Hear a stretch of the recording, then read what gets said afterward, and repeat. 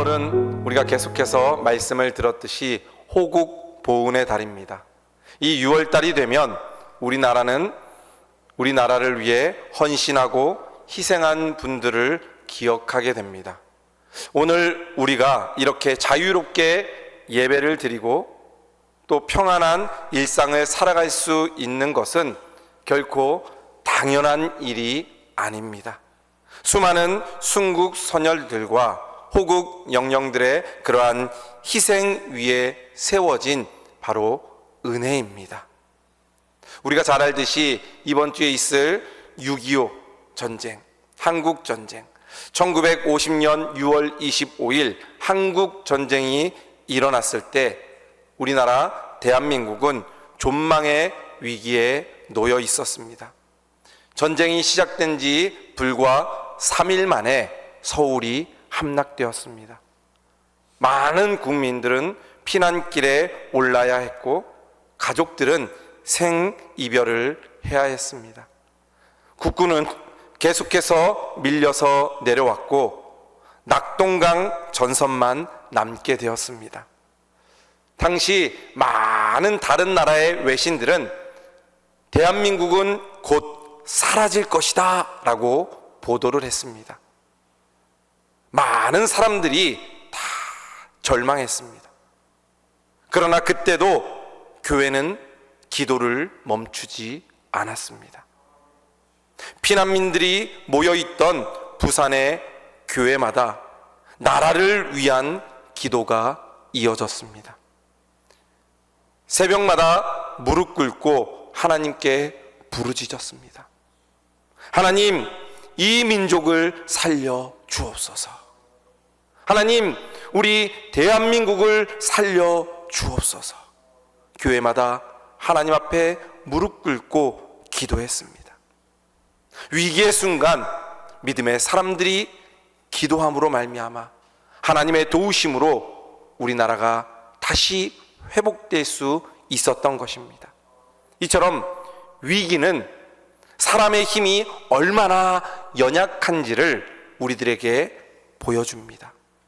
그리고 동시에 하나님이 얼마나 크신 분이신지를 깨닫게 하는 것이 바로 위기입니다. 오늘 본문 말씀에 나오는 히스기야도 나라가 망할 위기에 있었습니다. 유다는 당시의 최강국이었던 아수르의 침략을 받게 되었습니다.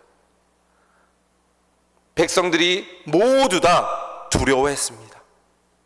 절망 가운데 빠졌습니다.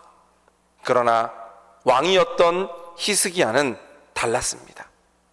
그 히스기야는 위기의 순간에 그 현실만 바라보지 않았습니다. 자기 앞에 있는 그 아수르 군대를 보지 않았습니다. 그 히스기야는 하나님을 바라보았습니다. 그리고 그 믿음이 이 나라를 살리는 힘이 되었습니다. 오늘 이 말씀을 통해 위기 앞에서는 믿음이 무엇인지를 우리가 함께 나눠보며 우리도 위기 앞에 있을 때 믿음으로 설 수 있는 우리 성도들 되시기를 주님의 이름으로 축복드립니다. 오늘 본문 말씀을 이해하려면 먼저 당시의 상황을 알아야 합니다. 히스기야는 남유다의 13번째 왕입니다. 성경은 히스기야를 매우 훌륭한 왕으로 평가합니다. 오늘 읽었던 말씀 전에 역대하 31장까지의 말씀을 보면 그는 종교개혁을 단행했습니다. 무너졌던 성전을 다시 세웁니다. 그리고 우상을 제거합니다. 백성들에게 하나님께로 돌아오라 라고 외쳤습니다.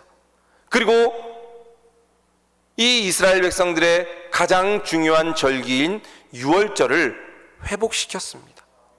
그리고 제사장과 레위인들의 직무도 회복시켰습니다.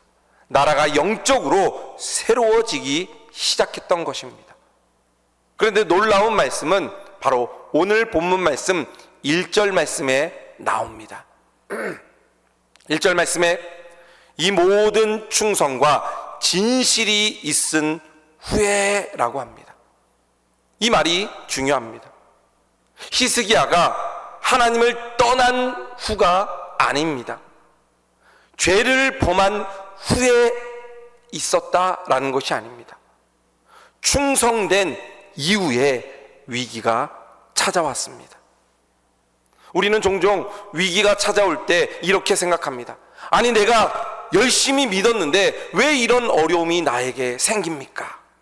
내가 열심히 기도했는데 왜 이런 어려움이 나에게 닥치는 것일까요? 내가 하나님 앞에 이렇게 충성했는데 왜 나에게 시험이 옵니까? 라고 우리는 질문할 때가 있습니다. 그런데 오늘 말씀해 보면 하나님을 잘 믿는 사람, 충성과 진실이 있었던 히스기야와 그 유다 백성들에게도 위기가 찾아왔다라고 말씀하고 있습니다. 히스기야와 유다 백성들만 그런 게 아닙니다. 성경에 위기가 찾아왔던 많은 사람들을 보면 똑같이 하나님을 잘 믿었는데도 불구하고 위기가, 어려움이 찾아온 것을 우리는 보게 됩니다. 욥이 그랬습니다. 하나님을 잘 믿고 섬기고 있던 그 상황에 그 어려움이 찾아오게 되었던 것입니다. 다니엘도 그랬습니다. 하루 3번씩 하나님 앞에 열심히 기도했는데 그 상황 가운데 사자굴에 던지는 그러한 어려움이 찾아오게 되는 겁니다. 요셉도 그랬습니다. 믿음으로 살려고 하나님을 의지하면서 정직하게 살려고 했지만 그를 유혹하는 보디발 장군의 아내로 말미암아 감옥에 가게 되는 겁니다. 사도 바울도 그랬습니다. 하나님 말씀대로 살려고 노력하는데 자기를 죽이려고 하는 많은 사람들이 찾아오게 되는 겁니다. 신앙생활은 위기가 없는 삶이 아니라 이러한 위기 가운데서도 하나님을 붙잡는 것이 믿음이다 라고 우리들에게 말씀하고 있습니다. 여러분들은 지금 어떤 위기 가운데 있으십니까? 경제적인 어려움과 위기 가운데 있는 분들도 있을 겁니다. 건강의 위기와 어려움을 겪고 있는 분들도 있을 겁니다. 자녀의 문제로 눈물을 흘리며 위기 가운데 있는 분들도 있을 겁니다. 많은 사람들과의 관계 때문에도 위기와 어려움에 있는 분들이 있을 겁니다. 그러나 기억하십시오. 위기가 왔다고 하나님이 우리를 떠난 것이 아닙니다. 오히려 하나님께서는 우리를 그 믿음으로 더욱 그 위기 가운데 견고하게 하시는 시간이 바로 위기의 순간임을 우리는 깨달아야 합니다. 그렇다면 위기의 순간 믿음으로 우리는 어떻게 설 수 있는지 함께 은혜를 나누고자 합니다. 먼저 믿음은 위기를 피하는 것이 아니라 맞서는 것입니다. 오늘 1절부터 5절 말씀까지에 보면 아수르라는 나라가 나옵니다. 그 당시 아수르는 세계 최강국이었습니다. 도저히 무너질 것 같지 않은 그러한 무적처럼 보였습니다. 이미 북쪽에 있던 10지파 북이스라엘은 이 아수르에 의해서 멸망한 상태입니다. 수많은 성읍들이 함락되었습니다. 그리고 다음은 유다 나라의 차례였습니다. 그때 히스기야는 이 소식을 들었습니다. 그리고 현실을 부정하지 않았습니다. 하나님이 알아서 하겠지 하고 두 손을 놓고 있지 않았습니다. 아무것도 하지 않은 것이 아닙니다. 3절 이하의 말씀 보면 그는 그 위기 가운데 자신이 할 수 있는 모든 것들을 철저히 준비하는 것을 보게 됩니다. 3절 이하의 말씀 보면 예루살렘 밖에 그러한 물의 근원을 막습니다. 또 성벽을 보수합니다. 망대를 세웁니다. 무기를 준비합니다. 군대를 정비합니다. 여기서 우리는 믿음의 원리를 발견합니다. 믿음은 현실을 외면하는 것이 아닙니다. 하나님을 믿는 사람은 현실을 가장 정확하게 바라보는 사람입니다. 다만 현실에 압도되지 않을 뿐입니다. 노아를 생각해 보십시오. 홍수가 올 것을, 그 위기가 올 것을 믿었기 때문에 방주를 만들고 준비했던 것입니다. 요셉을 생각해 보십시오. 흉년이 올 것을 믿었기 때문에 곡식을 저장한 것입니다. 우리가 새벽에 보았던 느헤미야를 생각해 보십시오. 그는 기도하면서 한 손에는 흙손을 들고 한 손에는 창을 들었습니다. 이처럼 믿음은 게으름의 변명이 아닙니다. 오히려 나의 책임을 다하게 만드는 힘이 바로 믿음입니다. 우리도 마찬가지입니다. 자녀를 위해 기도하는 부모는 자녀를 말씀으로 양육해야 합니다. 건강을 위해 기도하는 사람은 자신의 건강을 잘 관리해야 합니다. 가정을 위해 기도하는 사람은 먼저 가정에서 사랑을 실천해야 합니다. 교회의 부흥을 위해 열심히 기도하는 믿음의 사람은 전도와 섬김에도 참여해야 합니다. 내가 할 수 있는 그 모든 것을 최선을 다해 할 수 있는 것이 바로 믿음입니다. 참된 믿음은 하나님께 맡긴 이후에 내가 할 수 있는 일을 최선을 다해 하는 것입니다. 내가 당한 그 위기 가운데 내가 할 수 있는 일, 교회를 위해 할 수 있는 일, 나의 가정을 위해 할 수 있는 일, 나의 건강을 위해 할 수 있는 일들, 우리 나라를 위해 내가 할 수 있는 일들을 찾아서 최선을 다해 하는 것입니다. 기억하십시오. 믿음은 현실을 부정하는 것이 아니라 하나님을 의지하며 위기를 맞서는 것입니다. 두 번째로, 믿음은 현실보다 하나님을 크게 보는 것입니다. 오늘 말씀에 보면 히스기야는 군대 장관들을 세우고 백성들을 모았습니다. 그리고 놀라운 말을 히스기야가 합니다. 오늘 본문 말씀 7절 말씀에 보면 히스기야는 이렇게 말합니다. 너희는 강하고 담대하게 하며 아수르 왕과 그를 따르는 모든 무리로 말미암아 두려워하지 말며 놀라지 말라. 참 이상한 말일 수도 있습니다. 상황을 보면 두려워해야 됩니다. 놀라워해야 됩니다. 왜냐하면 아수르는 강했기 때문입니다. 그리고 유다는 약했기 때문입니다. 아수르는 수십만의 대군이 있었습니다. 상대적으로 유다는 작은 군대밖에 없었습니다. 인간의 눈으로 보면 도저히 희망이 없었습니다. 그런데 히스기야는 왜 이렇게 담대할 수 있었을까요? 왜 두려움이 없었을까요? 그는 지금 눈앞에 있는 그러한 현실이나 아수르나 군대를 보는 것이 아니라 그것보다 하나님을 더 크게 보았기 때문입니다. 믿음과 불신앙의 차이는 눈앞에 있는 현실의 차이가 아닙니다. 무엇을 바라보느냐, 그것이 바로 차이입니다. 히스기야는 눈앞에 있는 아수르 군대를 바라보지 않았습니다. 히스기야는 자기와 함께하는 하나님을 바라보았던 것입니다. 바로 이것이 위기 앞에 서 있는 믿음의 사람의 모습입니다. 민수기 13장 말씀에 보면 12 정탐꾼이 가나안 땅을 정탐하고 돌아오는 말씀이 있습니다. 그때 10명의 정탐꾼들은 이렇게 이야기합니다. 우리는 저기에 있는 저 백성들에 비하면 메뚜기밖에 안 된다. 그들은 거인이다.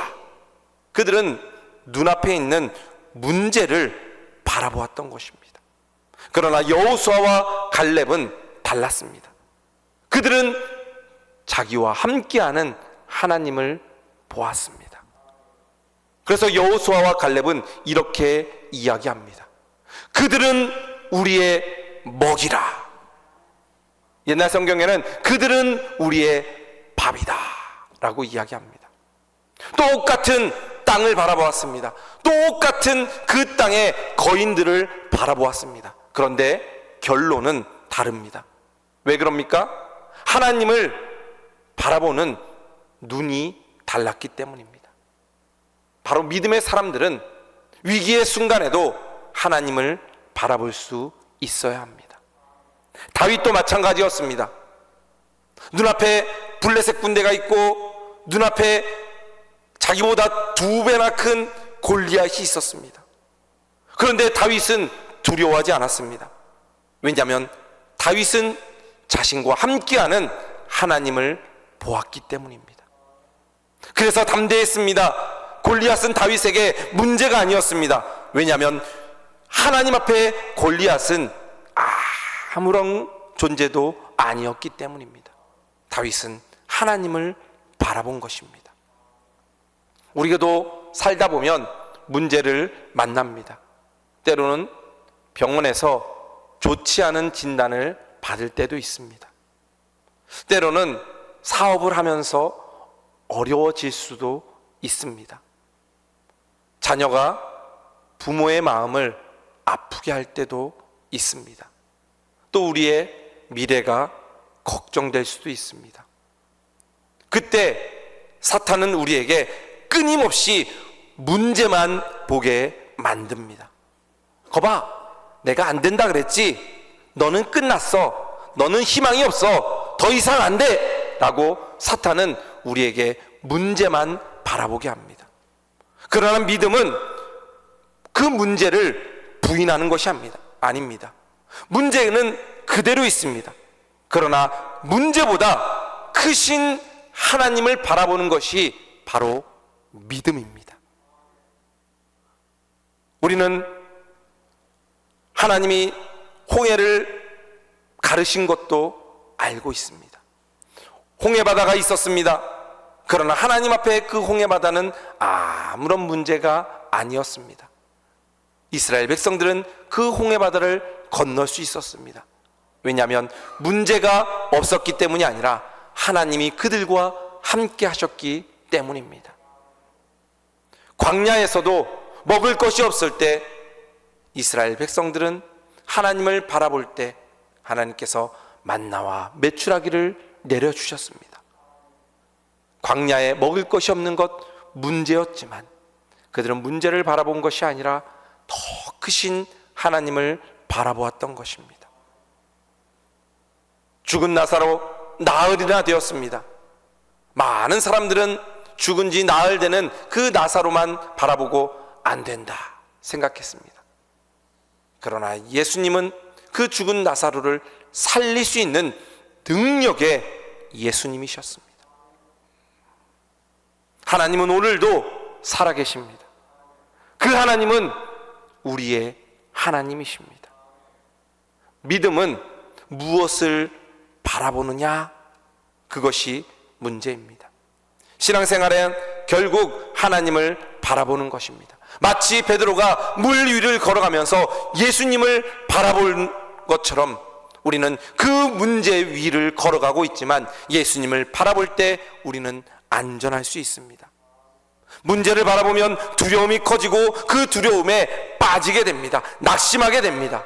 그러나 주님을 바라보면, 하나님을 바라보면 우리에게는 소망이 생기게 되는 것입니다.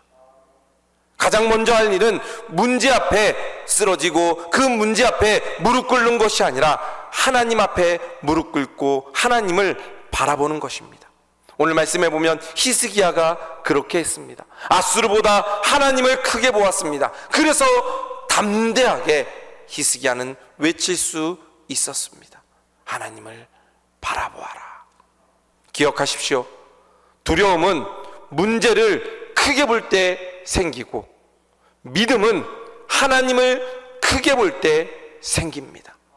여러분들은 지금 두려움이 있으십니까? 그러면 문제를 크게 보는 것입니다. 그러나 지금 이 순간 믿음이 생기십니까? 그러면 하나님을 크게 보는 것입니다.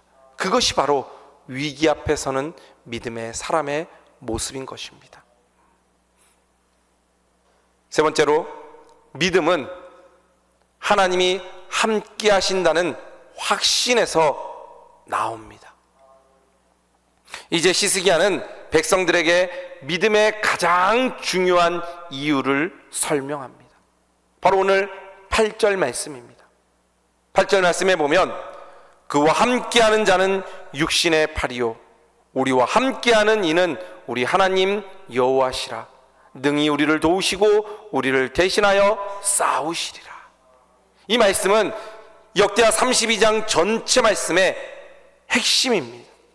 히스기야는 백성들에게 군사력을 설명하지 않습니다. 무기의 숫자를 말하지 않습니다. 성벽이 얼마나 튼튼한지 말하지 않습니다. 오직 한 가지만 말하고 있습니다. 하나님이 우리와 함께 하신다. 바로 이것이 믿음의 핵심입니다. 믿음은 환경에 근거한 것이 아닙니다. 우리가 가지고 있는 능력에 근거한 것도 믿음이 아닙니다. 바로 하나님이 우리와 함께 하신다는 것, 그것이 바로 믿음인 것입니다. 성경을 자세히 보면 하나님께서 역사하시는 방법이 있습니다. 하나님은 언제나 인간의 모든 능력이 끝난 자리에서 인간이 도저히 아무것도 할 수 없는 그 순간 하나님은 역사하십니다. 홍해바다 앞에 섰을 때 하나님은 역사하셔서 홍해바다를 가르십니다. 아무것도 할 수 없는 그 상황 가운데 뒤에는 애국 군대가 쫓아옵니다. 그때 하나님은 말씀하십니다. 너희는 가만히 서서 여호와께서 오늘 너희를 위하여 행하시는 구원을 보라. 아무것도 할 수 없는 그 상황 가운데 가만히 서서 하나님만 바라보는 것입니다. 그것이 바로 믿음입니다. 여호수아가 여리고성을 만났을 때도 마찬가지입니다. 여리고성은 난공불락의 성이었습니다. 도저히 이스라엘 백성들의 힘으로는 정복할 수 없는 성이었습니다. 그러나 이스라엘 백성들은 하나님 말씀에 순종하고 하나님을 바라볼 때 그 큰 여리고 성벽이 무너지는 것을 경험하게 됩니다. 기드온도 마찬가지였습니다. 기드온에게는 처음에 32,000명의 군사가 있었습니다. 그러나 하나님은 계속해서 숫자를 줄이십니다. 10,000명으로 줄이시고 또 줄이시고 결국에는 300명만 남게 됩니다. 32,000명을 가지고도 도저히 이길 수 없는 그 전쟁에서 하나님은 300명을 가지고 그 싸움을 이기십니다. 왜 그렇게 하셨을까요? 내 힘으로 하는 것이 아니라 하나님을 믿는 믿음으로 하나님이 하신다라는 것을 우리들에게 보여주기 위함입니다. 히스기야도 이런 것들을 알고 있었습니다. 그래서 히스기야는 백성들에게 이렇게 이야기합니다. 그와 함께하는 자는 육신의 팔이요. 이 육신의 팔은 인간의 힘을 의미합니다. 아무리 강한 군대도 사람의 힘입니다. 아무리 많은 무기도 사람의 힘입니다. 강한 나라도 사람의 힘입니다. 그러나 하나님은 차원이 다른 것입니다. 하나님은 천지를 창조하시는 분이십니다. 하나님은 역사를 주관하시는 분이십니다. 하나님은 나라의 흥망성쇠를 결정하는 분이십니다. 그래서 히스기야는 그 아수르를 바라보지 않고 하나님을 바라보았던 것입니다. 이런 히스기야의 믿음은 헛되지 않았습니다. 오늘 읽은 말씀 뒷부분에 보면 하나님께서는 친히 역사하십니다. 아수르 왕 사네립은 예루살렘을 조롱합니다. 하나님을 모독하기까지 합니다. 그러나 하나님은 가만히 계시지 않았습니다. 오늘 읽었던 말씀 뒤에 역대하 32장 21절 말씀에 보면 이렇게 말씀하고 있습니다. 역대하 32장 21절 말씀. 여호와께서 한 천사를 보내어 아수르 왕의 진영에서 모든 큰 용사와 대장과 지휘관들을 멸하신지라. 하나님께서는 하룻밤 사이에 그 모든 상황을 다 뒤집어 버렸습니다. 한 천사를 보내서 아수르 진영에서 모든 것들을 다 멸하셨습니다. 하나님 앞에는 불가능한 것이 없습니다. 히스기야가 말한 그대로 이루어진 것입니다. 히스기야가 어떻게 말씀했습니까? 아까 읽었던 8절 말씀에 보면 히스기야는 이렇게 이야기했습니다. 8절 말씀에 우리와 함께 하시는 이는 우리 하나님 여호와시라. 능히 우리를 도우시고 우리를 대신하여 싸우시리라. 히스기야가 고백했던 이 믿음의 고백대로 하나님은 친히 그들 앞에 싸우시고 그 앞에 있던 모든 나라들을 다 흩으시고 무찌르신 분이 바로 하나님이십니다. 사랑하는 성도 여러분, 우리 인생도 마찬가지입니다.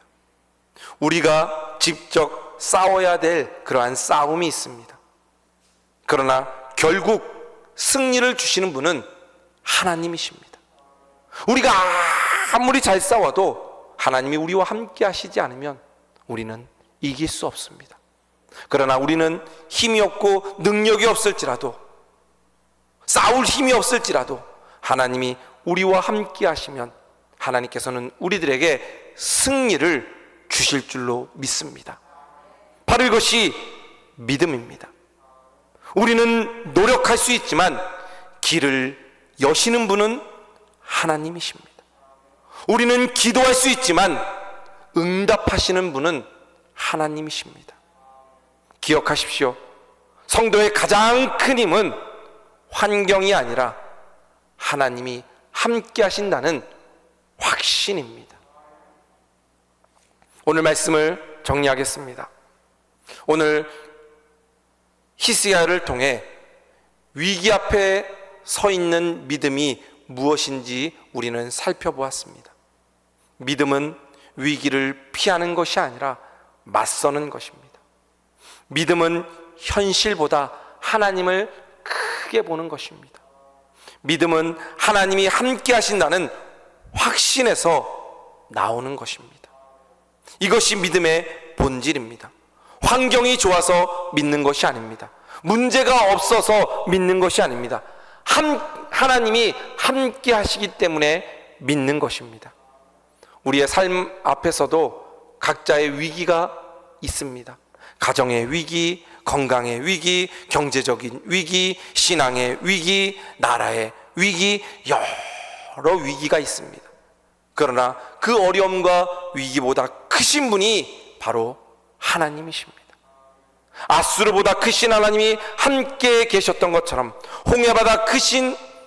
홍해바다보다 크신 하나님이 이스라엘 백성들과 함께 했던 것처럼 골리앗보다 크신 하나님이 다윗과 함께 했던 것처럼 우리들의 위기와 문제보다 크신 하나님이 우리와 함께 하십니다. 그러므로 두려워하지 마십시오. 낙심하지 마십시오. 포기하지 마십시오. 히스기야처럼 믿음으로 하나님을 바라보십시오. 그리고 그 히스기야의 고백을 여러분들의 고백으로 삼으시기를 바랍니다. 우리와 함께 하시는 이는 우리 하나님이시라. 나와 함께 하시는 이는 나의 하나님이라. 하나님이 여러분과 함께 하십니다. 하나님이 여러분들을 지켜주실 겁니다. 하나님이 여러분들의 가정을 지켜주실 겁니다. 하나님이 여러분들의 건강을 지켜주실 겁니다. 하나님이 우리 교회를 지켜주실 겁니다. 하나님이 지금까지 그래왔듯이 우리나라를 지켜주실 것입니다. 왜냐하면 하나님이 우리와 함께 하시기 때문입니다. 바로 이것이 위기 앞에 서 있는 믿음의 사람의 모습입니다. 위기 앞에서 두려움이 아니라 믿음으로 서서 넉넉히 승리하는, 하나님만 의지하며 승리하는 우리 모든 성도들 되시기를 주님의 이름으로 축복드립니다.